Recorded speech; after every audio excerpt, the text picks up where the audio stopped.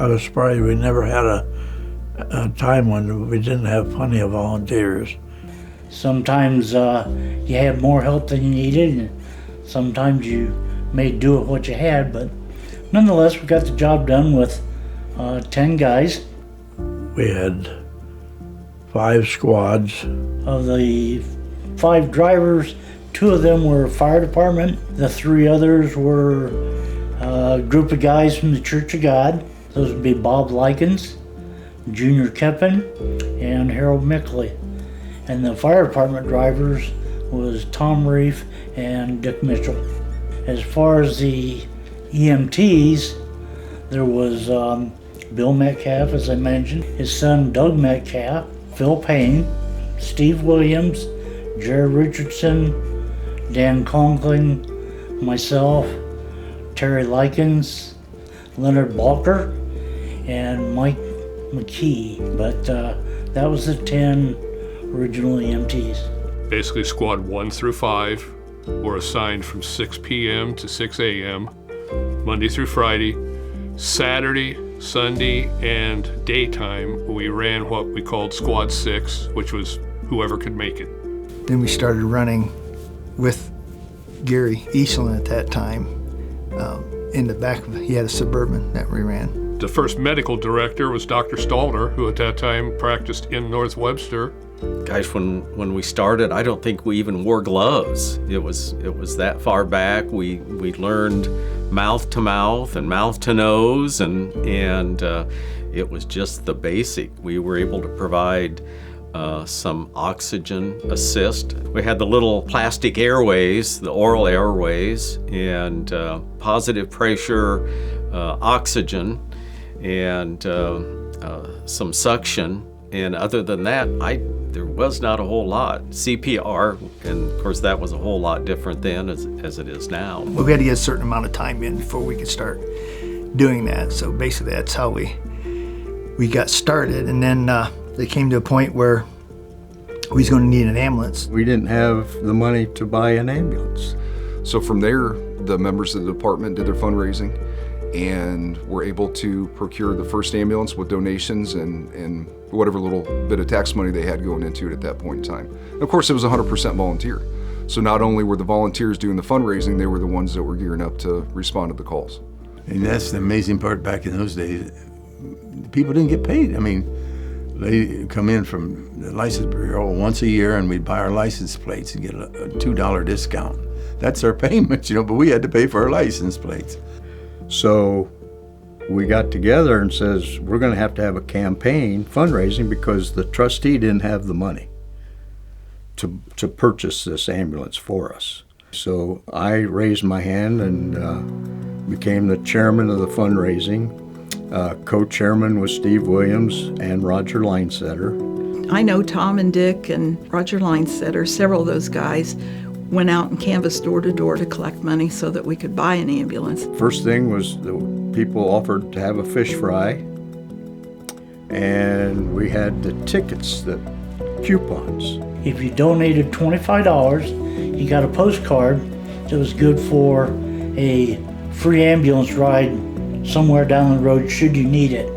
The free rides, we had to have something, and people are, even to this day, will like to get something free if they can. That's just life. And that really went over well in the community. The response was really great. And the crazy thing is that these people who bought these coupons when they were, say, 30 or 40 years old, when they got to have their first ride when they were 75 years old, they wanted to cash their coupon in. And I said, no, we're not taking your coupon. And they said, well, we bought this coupon so if we ever had to take a ride. And I said, well, yeah, but now you have insurance and you have Medicare, so you're not gonna have to pay anything for this ride. So save it for your grandkids or somebody else who may need it at some point. And so I think they realized really what an investment that was. I'm sure there's still some of those coupons out there today. People have either saved them or passed them down to their family to use. So that it was a good investment. The free ride tickets, yep, that was part of the fundraising that they did to purchase the ambulance, was give out free ride tickets, and we actually had one come in within the last year. When we first started, The ambulance run was $40 was the charge for it. Then we progressed into $40 plus any supplies that we used. Walt Corman kept track of all our books. I don't know how he did it, to tell you the truth, because we ran on such a tight budget. And I didn't really know it when they handed my dad that free ride card, but we would use that one night. And I think really when the opportunity come up to become a first responder and move into the ambulance, I think that night had a lot to do with it. Dad stepped off a ladder weird at work, he was an electrician, and started having lower back pains. Dr. Stalder diagnosed it as a muscle strain, gave him Darvon, which we found out the following night he's dramatically allergic to. And the condition just kept getting worse. The pain was increasing. And we called Dr. Stalder. He came out to the house and realized at that point that the back strain was not a back strain, it was a lower aortic aneurysm. Called the ambulance, and I can still remember the crew that showed up. Bob Likens was driving, Gary Hill, and Rick Vester. And Doc had already made arrangements to get Dad to Parkview, Randalia, and was contacting a thoracic surgeon.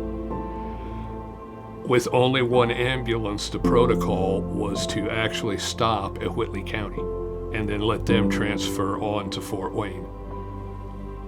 Old Doc blew up and said, no, this man doesn't have that time, which made a hell of an impact on me.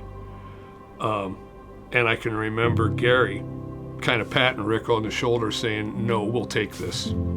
Found out later that literally as they opened my dad on the table, the aneurysm burst, and they were able to save him. If he'd have stopped in Whitley, that would not have happened. And that was kind of my aha moment when I knew I was going to be an EMT. That night, what the EMS did allowed my dad to know his grandchildren. And another thing was that I was notified that somebody knew Meadowlark Lemon's family in Syracuse with the Harlem Globetrotters. And the Women's Auxiliary, which we had a great Women's Auxiliary that supported the firemen through. If we had a bad fire, they'd bring out coffee, they'd make sandwiches, and they raised money. And they took care of this whole project, and it was held at Wawasee High School, sold out completely. There is a photograph of me sitting on a bench holding to run the scoreboard because every seat was sold in that gym, and it was a fantastic response from the community to support this project. As I remember it, I think our goal was $20,000, and we ended up collecting $30,000. That's how we started this thing. We didn't have a tax dollar, didn't have any money. And we were very open-armed by the public of what we were doing and what we wanted to do, and they really showed an interest, and that really excelled the program. When I seen the people come together, it was unbelievable. You went to the fish fry, and there's people coming by handing down $20 bills. And people you didn't know, and some you did know, but that was probably the most inspiring time that I had, that I was a member of a department, an organization that could put together a fundraising and basically got us our first ambulance and equipment. Here again, the people and the respect and the pride. I mean, I felt good just sitting back and watching things click. One of the greatest memories is actually getting the keys handed to us for that first ambulance that we worked so hard to get. I think that was probably one of the greatest memories. I wish they'd have kept the ambulance, the first ambulance they had, just for anybody that was coming on to run in that thing. When you came on service, they took you out in that ambulance to do CPR on the cot, and they hit Rattlesnake Road. And if you could do CPR and keep rhythm and stay standing, you could do CPR. But I wish they had kept that ambulance just for that, because that was a lot of fun. Without that group, no, it would never happen. Just a lot of hard work and dedication. Everybody working together. Like teamwork I've never seen many times in my life. Just people in general coming up and saying thank you for helping out in our community and doing what you're doing. I think that's probably the greatest memory there is. So.